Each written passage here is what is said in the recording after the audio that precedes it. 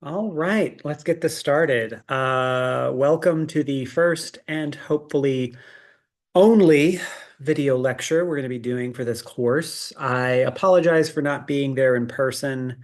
It's currently Monday when I'm recording this. I'm about 500 miles away from Columbus, Ohio. I'm visiting my family, and due to a family emergency, I am not able to do this in the classroom as I normally do, and I apologize for that. I wish I could be there. Trust me, I'd much rather be in front of you teaching than over here. So. Let's go ahead and get this started. I am going to go ahead and pull up the PowerPoint slides for today's lecture. Of course, you should have a substitute there who is very generously offered to kind of facilitate some of the activities that I've left behind. Um, Today will be very, well, not very, but relatively lecture light and activity heavy. And there's a reason for that, right? Today's topic really is something that requires us to roll up our sleeves and really kind of work on, both individually and in groups. So, again, don't be surprised, don't be alarmed when your sub pauses this video and tells you to, pull out a sheet of paper or pull out your textbook and start working on stuff. That is 100% going to happen. So let's go ahead and get this started. We are officially moving into we're moving into Unit 3, right? We finished our Unit 2 test right before spring break. We finished our Unit 2 tests, which encompassed chapters 5, 6, and 7, which covered patterns of relationship or organization and inferences, right? And I know everybody really loved the inferences chapter. You guys were really enthused with that one. Hopefully, chapter 8 is just as electrifying and knocking your socks off right now. I'm sure you are all tittering with excitement. So let's go ahead and move. And here's my dark secret. This is a one and done. I'm not redoing this. There will be mistakes. I will stumble. And this awkward point where I'm transitioning from screen share to PowerPoint slides, a more professional instructor would probably edit that out. I'm not doing that. We're just going to go right into it. So here we go. Sharing my screen. Here are the slides. Let's get started. So we are officially moving into Purpose and Tone, Chapter 8. Chapter 8, obviously kind of building on what's come before. And before we kind of move into the meat and potatoes of both purpose and tone, let's talk about what got us here, all of the skills that we've kind of added to our critical reading toolbox. One of the things I like to emphasize throughout this course is that all of this relates, right? These are not a collection of isolated skills that you use one at a time, right? You're not going to be like, okay, so this is the time where I have to figure out what the main idea is, and this is the point where I have to make an inference. No, no, no, no, no. Hopefully, as you kind of progress through your academic careers, or even just like progress outside of the college or university space, and you're just tasked with being critical readers on a day-to-day basis, whether that's professionally or personally, you are able to use these skills all together, right? It is by the end of this course, I want you to leave, not just with like a good grade, right? That's obviously what you guys are after. What I'm after is that you leave with um, a really robust toolbox of skills that you can use in a variety of different places. And, as I've mentioned many, many times, even if you don't think of yourself as a quote unquote reader, you are reading on a day-to-day basis, whether you think you are or not. We are kind of like constantly consuming text. So let's talk about what we've gone over so far in units 1 and 2. So the first thing, so far we've learned that critical reading involves identifying the main idea and supporting details of a selection. By now, you should be very familiar with the task of mapping out what you've read, um, kind of identifying the main idea and what are and figuring out what the supporting details are that are supporting that main idea, that are substantiating it, that are giving, that are providing the evidence you need to really persuade someone to that main idea. Um, the same thing I said at the beginning of the semester holds true. If I walk into a room and make a claim without evidence, you should not believe me, right? If I walk into the classroom and say, I'm the Pope, you should look at that skeptically unless I give you evidence that I am indeed the Pope. And spoilers, I'm not the Pope, right? They would never elect me as the Pope. Look at me. For God's sakes, that would never happen in a million years. So, as we have progressed through this course, you have all become very adept at figuring out what's the main idea, what's the supporting details, what are the supporting details, and what is the basic structure of this piece of writing? What is this piece of writing arguing, and how is it providing us with evidence, credible substantive evidence that I can use or that the author can use to kind of like persuade you, the reader. We've also talked about the various relationships that are conveyed between sentences and the basic patterns of organization, right? Um, Being able to figure out how an author is structuring a piece of writing, what kind of relationships are being conveyed. Are they just kind of like giving us a disconnected list of items, or are they trying to draw our attentions to a comparison and contrast structure? Or are they telling a narrative that can only work if you tell it in a point A to point B to point C to point D sequence, right? These are all things that really help us discern the meaning of what we're reading.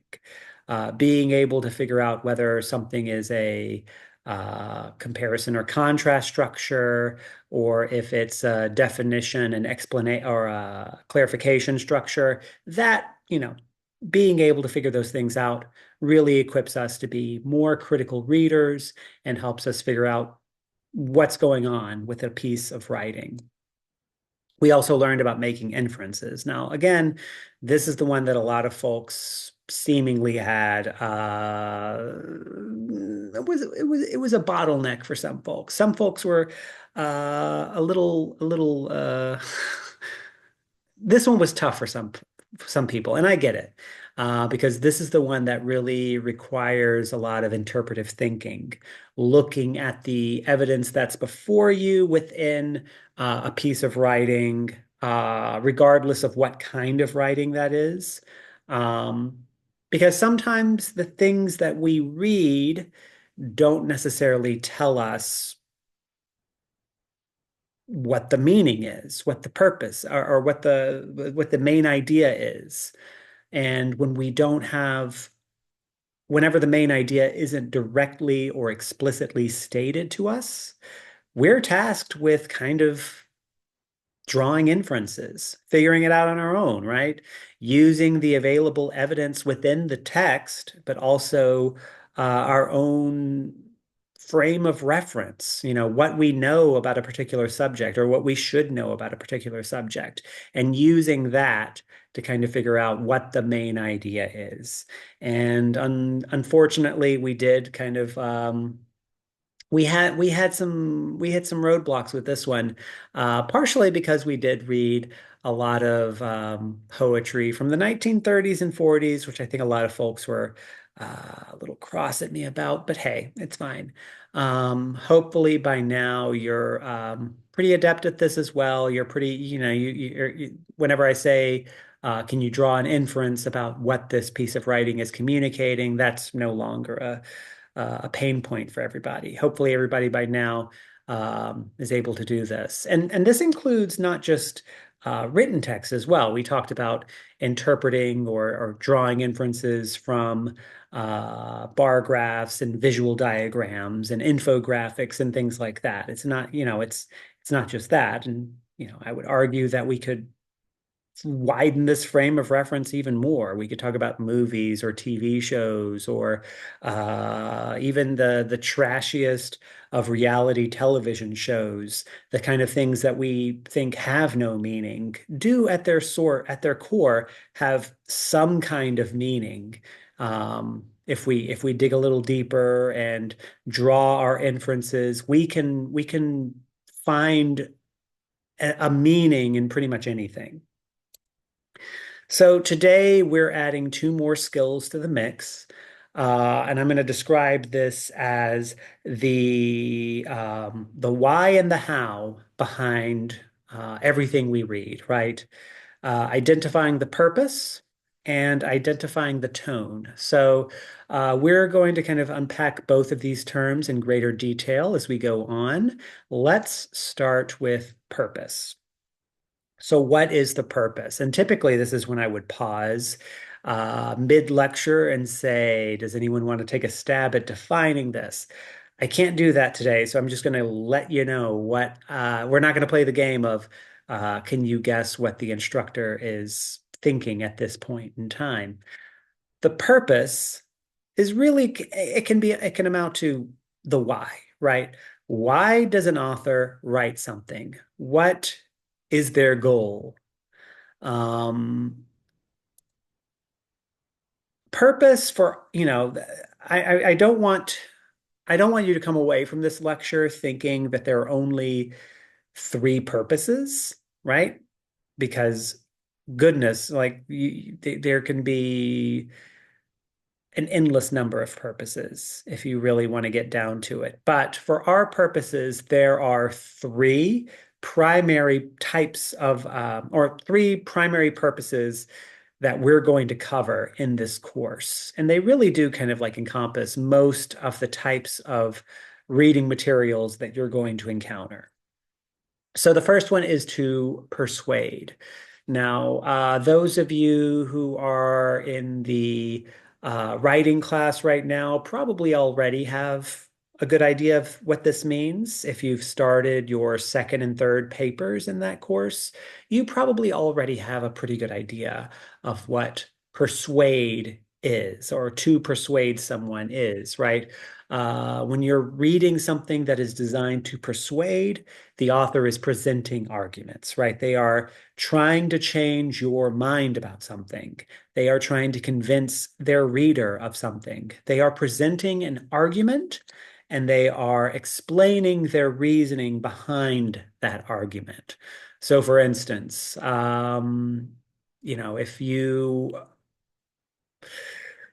many of you probably wrote this type of paper in high school, right? And you might be writing it right now for the writing class if you're taking that. We can kind of think of like the stereotypical papers that we've written in college, right? Why the death penalty should be abolished, why recreational marijuana should be legalized nationwide, why, these very these are pretty conventional topics that you would find if you were tasked with writing a persuasive piece of writing. The same holds true when we're reading it, right? The writer has to present their arguments and then explain the rationale behind those arguments using that, again, that main idea supporting detail structure that we talked about in the first couple of weeks. Obviously, they're also trying to sway emotions. They are trying to change hearts and minds. They want you at the end of their writing, whether it's an article, a book, a paragraph, whatever, by the end of it, their primary goal is to help you have a change of heart about something. And they will, they will, they do want to sway your emotions in doing that. The second one is to inform. Now, when you're reading something that is designed purely to inform, they're giving straight facts, statistics, and examples. They're not necessarily trying to persuade you of anything. They're not presenting an argument. They're not giving the rationale behind that argument. Um, this type of writing tends to be a little more objective and fact-based. They are just kind of giving you a basic idea, right? The type of informative writing that we encounter on a day-to-day basis all the time is Wikipedia, right? If you've ever been stumped on a subject and you want to learn about something, you go to Wikipedia, and Wikipedia is designed to be, maybe it doesn't always succeed at this, but it is designed to be an objective repository of information. You go there, the information there is not trying to persuade you of anything. It is designed purely to inform. And if you don't believe me, go into some Wikipedia communities, like people who edit Wikipedia. They are, wow, they are like they take their job very seriously in terms of like kind of weeding out anything that could be seen as persuasive or biased or anything like that, right? They will have arguments about what kind of language would be the least biased way of presenting something. It also is a way of explaining processes, right? Whenever we are reading something designed to inform, often it will try to describe a process or something that we can do. A classic example, recipes, right? They are not trying to persuade you to make the recipe. They're just presenting you with the material so you can make that particular dish on your own without struggling, right? It is there to inform you on how to make something or how to do something. It can also be used to describe places or situations. Key word here, describe, right? It is not trying to tell you anything about it. It's just there to describe it as it exists without coloring your perceptions. So persuade and inform are radically different in that respect, right? Persuade, if something is written with the express purpose of persuading you, it's trying to change your mind about something. If it's written to inform you, it's just giving you the raw knowledge, and what you think about that raw knowledge is up to you. It is leaving you to kind of make any kind of assumptions you might want to make. It is just reporting it objectively without giving you an argument that it's trying to persuade you about. The third purpose that we're going to cover today is to entertain. Now, this is one that I think is self-explanatory. Persuade, or I'm sorry, entertain. It's designed to amuse and delight, right? It is maybe it's provoking laughter, maybe it's creating suspense and drama. Think about the movies we watch, right? You go to the movie theater and you're watching a film. Typically, the reason we're going to see that film is to entertain us. The same with like reading fiction, right? If you're reading a novel, chances are you're reading that because you just need to be entertained for a moment. Um, these are not trying, hypothetically, right? We're going to go over that in just a minute, but these are designed not to persuade you to a particular way of thinking or to inform you about something, but rather really just to give you a momentary, like some escapism, right? They are just trying to um, entertain, like to amuse you, to kind of like give you some jolts. Now, one thing I want us to get at right out the gate. These three categories, they can overlap, right? Frequently, we watch movies that are entertaining on one level, but also have like a core message that they're trying to convey, right? I think a couple of weeks ago, we used the example of, can't remember which one of you brought it up, but someone in the class brought up the movie Sinners as an example of a movie with like a deeper core message that you can easily like, you know, use your power of inference to figure out, right? What I'm getting at here is that things that are designed to entertain might also be designed to inform us on some level or persuade us on some level. Things that are designed primarily to persuade can also be entertaining or informative. So it's not always easy to figure out what is the primary purpose of a piece of writing. Some of the examples in your textbook make it very clear, but whenever we're encountering texts in our lives, sometimes it can be there can be some crossover. Sometimes there's a little messiness. Sometimes things that are designed to persuade us are also trying to entertain us, or things that are designed to entertain us might be designed to also inform us about something. It's not whenever you're taking your tests and doing your homework in this class, obviously there is going to be a single correct answer.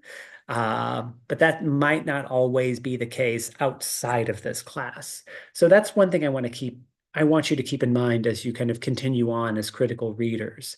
Yes, these are the three primary purposes of texts that you'll encounter, but they're, they're not fixed, right? There can be some crossover. So I have no idea why a pie just popped up here, but hey, let's move on. So we are going to start our first activity. Right now, your substitute should be queuing up a YouTube video. And let me tell you what the purpose of this is. So right now, I want you guys to pull out a sheet of paper. And if you don't have any paper, check in with someone sitting next to you, see if they'll let you borrow it. You could also jot this down on your phone if you want. I'm not taking any of this up, right? This is not something I'm going to be taking up at the end of class. What I want you to do is to number 1 through 9. We're going to watch 9 short video clips. We're going to watch the short YouTube video that kind of shares with you 9 video clips. And for each video clip, what I want you to do, I want you to identify the primary purpose of what you are watching, whether that is to entertain, inform, or persuade. Now, again, hopefully this is relatively easy. I don't think many of you are going to struggle with this, but as you're going through, I want you to think about, why was this made? What is the person, what was the end goal for the person making this? And whether or not they succeed, surely throughout this course, we are going to read some things and that may not be successful in fulfilling their purpose. So don't, if something's designed to persuade and you walk away from it thinking, well, I wasn't convinced, so maybe that wasn't the purpose. That's not what we're talking about. What we're talking about is what the author's goal is, regardless of whether or not they were successful. So that's something I want you to keep in mind as you're watching these 9 clips. So watch these 9 clips. And for each one, write down whether it is designed to inform, persuade, or entertain. I'm going to go ahead and stop this video, and then we'll come back as a class after you're done. If I can figure out how to turn this off. So, all right. So I'll see you all in a moment.